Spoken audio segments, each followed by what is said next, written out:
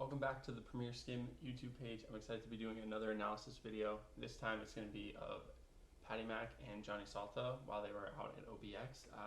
Their heat ended within 0.1 of each other, so I'm super stoked about this, and I hope you enjoy.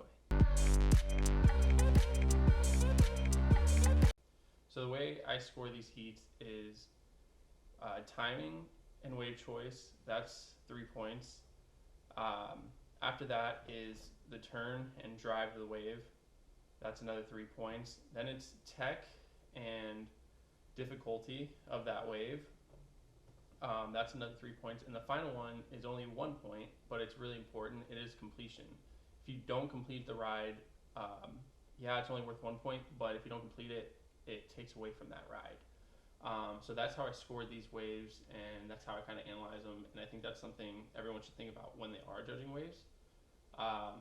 Let's get back into this. All right, so that was Salta's first wave. The next wave will actually be Paddy Mack's second wave. They didn't get the first wave on film, and that's all right, because it wasn't one of his scoring waves anyways. So yeah, you're going to see Paddy Mack go, and he just kind of flops out of that one. You gave him a 3.6. I gave him like a half a point or something like that. I think a 0.75, because I did go through and score this myself also. But yeah, so this will be Salta's second wave, and this is one of his scoring waves. It's a really solid line. He gets down it and gets covered up, which is really good. I think if he would have done a 3-shove, it would have taken his score, like not at the end of the wave, but mid-wave, done a 3-shove, landed it, and got back down it. He would have gotten like an 8+ on that wave, which would have won him the heat. Then Paddy Mack goes, nothing there either. That's his third wave. And you'll notice that they go for a lot of waves, which is fine, but I'll kind of explain in a second where that comes from. Salta goes, his third wave. It's a solid one, not one of the biggest waves, but he does the 3-shove at the end, and he kind of comes in it. They give him a 6.1. I think if that 3 shoves happened mid-wave on his other liner, he would have ended up with an 8 on his other wave, because it was a lot bigger wave and a better wave. When you get a better wave, when you choose a better wave, anything you do on that wave, the score is just going to be higher naturally. People just feel way better about it. It ups the difficulty on landing the tricks and certain things like that, so you're going to end up with a higher score in general. But yeah, the reason you see the riders running for a ton of waves is because they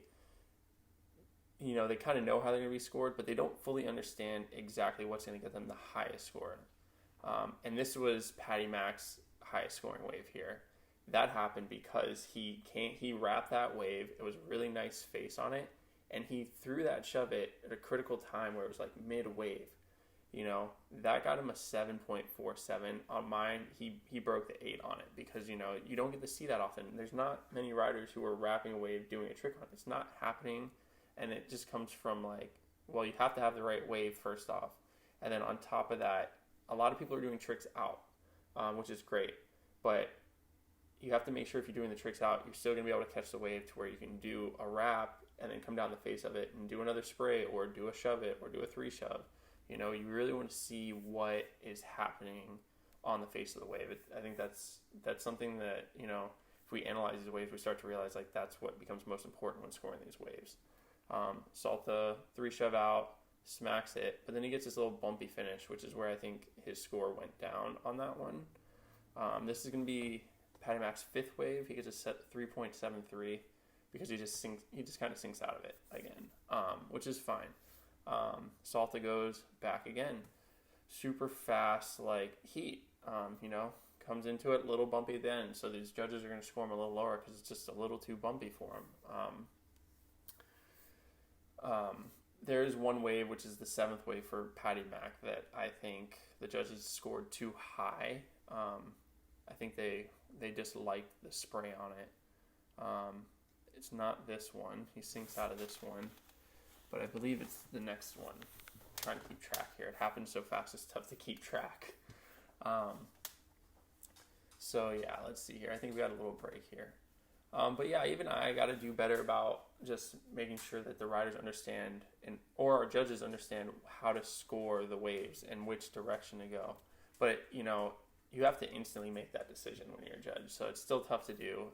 I have a little more time, so I can kind of go through and run all these through my head. But if we teach people how to do it, or people fully understand, then they can make that decision pretty quickly without making little mistakes here and there. But even still, everyone messes up. Every sport, refs mess up in major league sports and things like that. So we're not gonna get mad about. Anyways, here goes Salta. This is one of his scoring waves. It was a really good one. He gets a nice turn down the line. Again, he got a 7-3 on that, which is really solid. I think if he was able to do some tech on the face of that wave, he really just ends up with a way higher score. This is the wave that I think they misscored. He got a 7.1. If the wave just before that got a 7.3 and Paddy Mack's wave just now got a 7.1, it doesn't add up.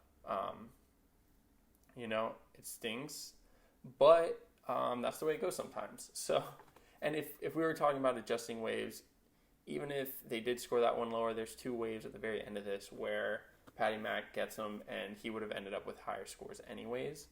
So it all evens out. They still ended up with the right decision. That was Salta's 7th wave there.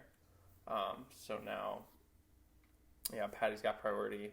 His next 4 waves are non-scoring. On mine, his next 3 were non-scoring, and his last 2 were scoring. Because I gave Paddy Mack a 5.5 for that previous wave on mine. So he just kind of hits this and comes down it. He got a 5.33 on that. I gave him a 4.5. This next wave, I couldn't fully see. This was one of Salta's scoring waves for the Skim USA judges. For me, I couldn't see it. I didn't judge it. But if I were to score it and keep all the other scores, from what I could tell, he still wouldn't have won the heat. It wouldn't have been enough. Because I can't see the end of that wave, and the end of that wave is important. I think even if I had scored him on my sheet, even if I had scored him like a 7.5 or so, it still wasn't enough because Paddy Mack's last 2 waves on mine were really, his very last one was really strong, and his the one before that was just strong enough because they were just really good waves, and sometimes that's the way it goes. So he does this 360 out, nothing there. But yeah, so let's see what happens next. I personally I think they did a good job. But also, if you happen to be in Santa Cruz, September 9th, 10th, and 11th, we are doing the Easy Slider premiere the 9th, and then we are doing the competition the 10th and 11th at 26th Ave. So please sign up, check that out. I'm excited about that. Just go to premierskim.com. I think this might have been Salta's. Yeah, this. So here we go.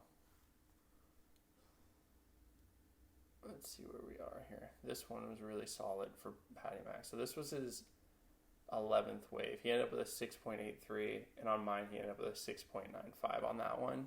But it's his 12th wave. They scored him on this final wave. Salta didn't get anything out of these 2. But Paddy Mack, this last wave, he got a 7.13 on this last wave, but his 7th wave, which was just a bash to just nothing really, was a 7.1, and this one was a 7.13. So just wait for this right here. This one just got me a little bit. And it's nothing against them. I'm telling you, these guys running back and forth for all these waves, and you have to score them instantly. No one likes to do that. This thing just opens up really well for him. Really solid turn, good spray, a couple pumps, a little cover up. I think that one is what did it there. And then Salta, it's a good turn, but that wave didn't set up properly for him. Paddy's happened to open up, and that's where he ends up with the higher score on that wave, a really good driving wave.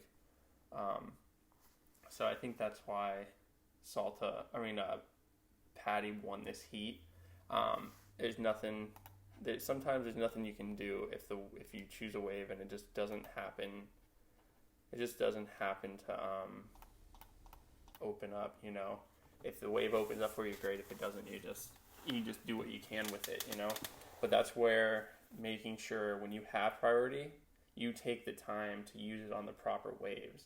They're taking the extra time to have someone there doing the priority paddle and stuff. But when I watched this heat, you know, no one was actually taking their time. There was like 1 or 2 periods where someone was just sitting there for a minute, but no one was really taking their time to use it to their advantage and saying, hey, like, you know, like, okay, I'm going to go on this wave. It was more of like they got back to the beach and they saw another wave and they were like, I think I can, and that's fine. You know, if you think you're going to get a higher score, great. But when riders start to understand more of how they're going to be scored and which way they're going to be scored, they're going to go, I'm going to pass on that wave and wait for that solid one that's going to come through because I'm going to get a way higher score than rather than getting like 15 backup scores and 3 scoring ones.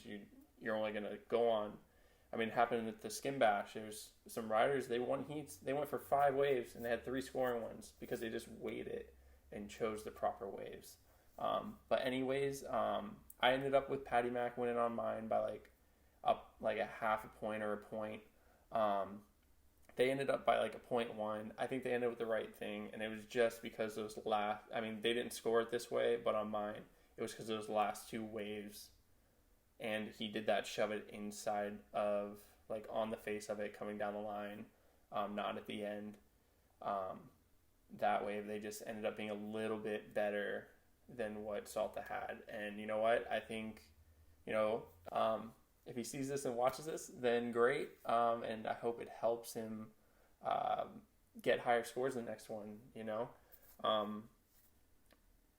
If we start focusing on wave choice and choosing the right waves and understanding where our judging is coming from, I think we're going to have a much more accurate and just better time. Even for the judges, I think the judges will enjoy it more. So anyways, if you like this video, please subscribe, like, comment, share, and yeah, I hope to do it again.